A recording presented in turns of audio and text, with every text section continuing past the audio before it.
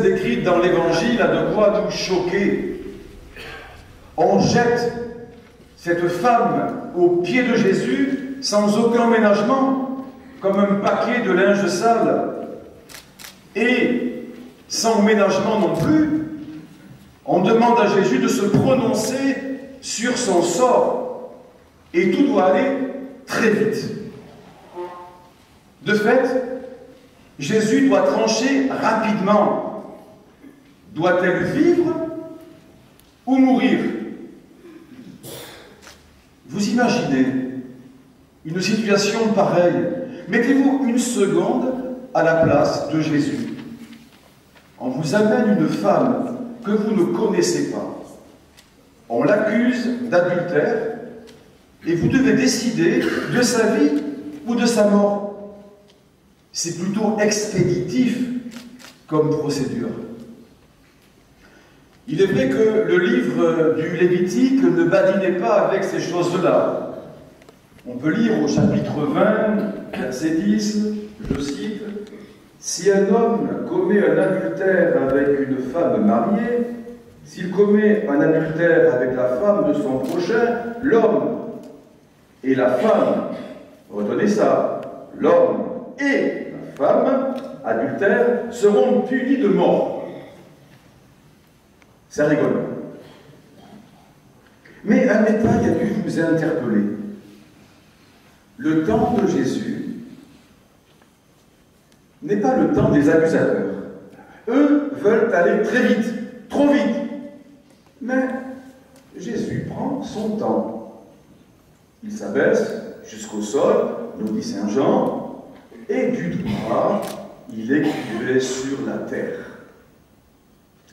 À aller trop vite, à pratiquer une justice expéditive, on peut tuer sans preuve, sans une sérieuse instruction, en faisant fi de la présomption d'innocence.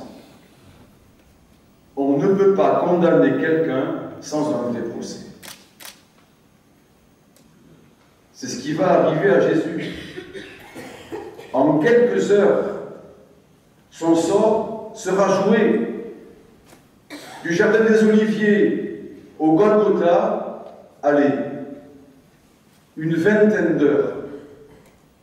Une vingtaine d'heures, pas plus, pour le mettre à mort, pour le crucifier. Pourquoi croyez-vous que les pharisiens et les scribes amènent cette femme à Jésus? Pour ses beaux yeux? Bien sûr que non. Pour piéger Jésus. Le confondre publiquement devant la foule qui l'écoute, le discréditer et trouver contre lui un motif de condamnation pour le faire mourir, car il devient gênant. Si ça, ce n'est pas de la perversité, dites-moi ce que c'est. Déjà, il faut être drôlement pervers pour aller surprendre cette femme en flagrant délit d'adultère. Il a fallu la suivre, passer une partie de la nuit à épier par la fenêtre ou à regarder par le trou de la serrure, constater l'acte. Il faut être vraiment pervers pour, au petit matin, n'amener à Jésus que la femme. Mais où est l'homme? Mesdames, pourquoi l'épargne-t-on lui? Vous vous rappelez plus haut la citation du Lévitique, c'est la femme et l'homme. Alors, était-il un notable connu des scribes et des pharisiens, voire l'un d'eux que l'on veut épargner et protéger? Quelle est cette justice? Qui veut juger l'un en protégeant l'autre, tout aussi fautif et responsable devant la loi? Nous avons tout le temps de réfléchir à ces questions pendant que Jésus, tranquillement, écrit sur le sol. Mais est-ce cela, la justice des scribes et des pharisiens, Aucune considération pour cette femme, on ne l'interroge même pas pour qu'elle puisse au moins s'expliquer, mais par contre, protection assurée pour l'homme. Il y a quelque chose qui ne va pas et que Jésus va renverser. Vous croyez que ça a changé? Vous croyez que ça a changé? Pas vraiment. Il y a des pays aujourd'hui, écoutez-moi bien, où si un homme, un voisin, un cousin, un oncle, que sais-je, met une jeune fille enceinte en dehors du mariage, c'est elle qui doit se protéger, cacher sa grossesse, accoucher en toute clandestinité, renoncer à l'enfant qu'elle a mis au monde pour ne pas être tuée. Elle est considérée comme fautive. Et cela au XXIe siècle.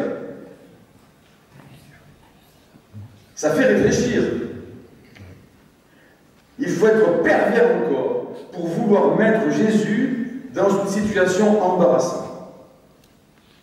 Écoutez, si il est favorable à ce qu'elle soit lapidée, alors il va décevoir toute la foule qui est avec lui dans le temple et qui attend de lui une parole de bonté, de tendresse, de miséricorde.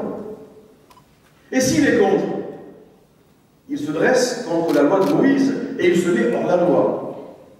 La ficelle est grosse. Et Jean, l'évangéliste, nous prévient.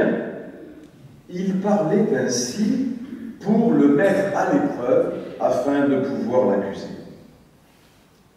Mes amis, le temps de Jésus, qui est le temps de Dieu, laisse apparaître le péché des hommes, notre propre péché, cette inhumanité, cette injustice flagrante, met en valeur ce dont l'homme est capable, ce dont nous sommes capables.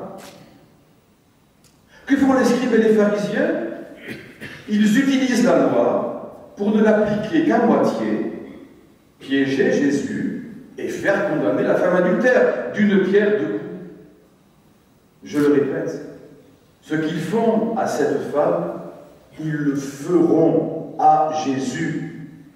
D'ailleurs, au chapitre précédent, au chapitre 7 de ce même évangile, Nicodème s'insurgera contre les grands prêtres. Notre loi, dit-il, permet-elle de juger un homme sans l'entendre d'abord? Sans l'entendre d'abord pour savoir ce qu'il a fait? Vous voyez jusqu'où conduit l'aveuglement, jusqu'où peut conduire notre propre aveuglement. Non seulement ils ne respectent pas la loi, mais ils se situent au-dessus d'elle, eux qui doivent la faire appliquer intégralement. C'est un comble. Vous l'avez compris, cette femme ne les intéresse pas. Ce n'est qu'un prétexte pour eux.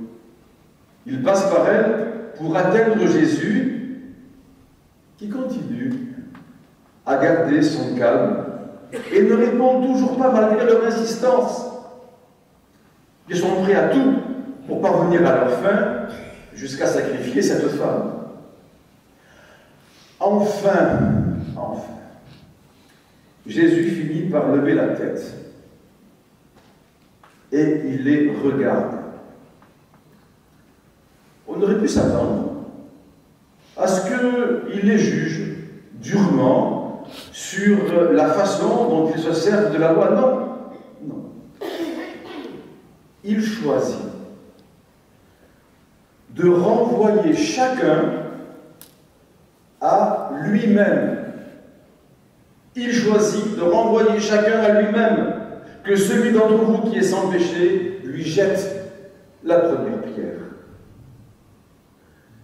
Mes amis, sœurs et frères, nous sommes dans le temps du carême, le temps que Dieu s'est choisi pour nous renvoyer à nous-mêmes, nous regarder en vérité tels que nous sommes et nous tourner vers lui.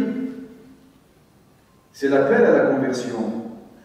C'est trop facile de se défausser sur le péché des autres pour ne pas voir le nôtre en face. Ce que font les scribes et les pharisiens, et nous avec eux. Et pourtant, durant ce carême, il nous faut le nommer, ce péché qui est nôtre, le confesser pour nous en libérer. Les scribes et les pharisiens ont trouvé en cette femme le bouc émissaire de leur folie, de leurs fantasmes, de leurs instincts obscurs, de leur sensualité, mais Jésus les renvoie à eux-mêmes, sans les juger, sans les condamner, comme ils le font avec la femme. Comme s'il leur disait, regarde, oui, regarde la face obscure et cachée de ton cœur. Place-la sous la lumière de la miséricorde et tu connaîtras la joie du pardon. Je pense à cette femme qui était là, plantée en plein milieu, qui devait trouver le temps long, lourd. Et la foule que Jésus enseignait, témoin de la scène, qui le voit s'abaisser à nouveau pour écrire sur le sol. Certains commentateurs nous disent qu'il comptait en les traçant les péchés de ceux qui accusaient la femme. À vrai dire, c'est vraiment sans importance. Mais tout de même, les plus âgés partent les premiers. C'est la note d'humour de ce récit tragique où la vie de quelqu'un est en jeu. Peut-être certains se sont-ils reconnus coupables du même péché que la femme. On ne le saura jamais, mais ça fait du bien de l'imaginer. Jésus nous met en garde de ne pas juger trop sévèrement les autres, alors que nous pouvons faire pire qu'eux. Et les voici maintenant, tous les deux, Jésus et la femme, face à face, comme Marie-Madeleine au tombeau après la résurrection face à Jésus. La foule, tout à coup, est devenue invisible, comme si elle avait disparu. Les scribes et les pharisiens sont partis les uns après les autres, en commençant par les plus vieux. Saint Augustin donne une explication qui me plaît de ce tête-à-tête final. Il dit ceci: il n'en reste plus que deux, miseria et misericordia, c'est-à-dire la misère humaine et la miséricorde divine. En Jésus, Dieu se révèle le Père de toute miséricorde. Cette miséricorde que l'Église doit faire entendre au monde si elle veut toucher les cœurs. Enfin, pour conclure, je m'attarde un instant sur les toutes dernières paroles de Jésus. Moi non plus, je ne te condamne pas, va, désormais, ne pêche plus. C'est extraordinaire.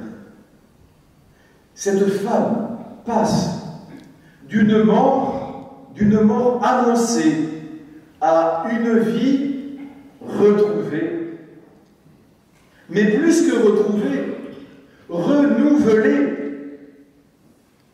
Ça se passe à l'aurore, au petit matin, comme déjà une anticipation de la part de Jésus, comme un passage de la mort à la vie, annonce de résurrection. Va, va. La vie est ouverte.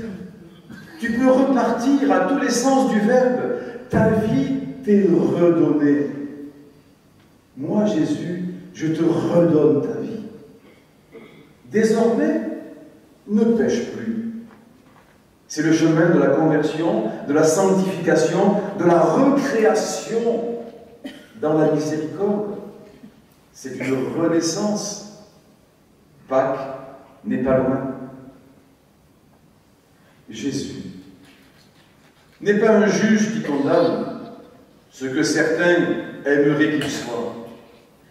Jésus est un passeur de vie. La loi n'est plus gravée sur des tables de pierre, il vient l'accomplir par sa propre vie en lui donnant son nouvel horizon, non pas la condamnation et la mort, mais la miséricorde, le pardon et la vie. C'est peut-être cela, au fond, qu'il écrivait sur le sol. Amen.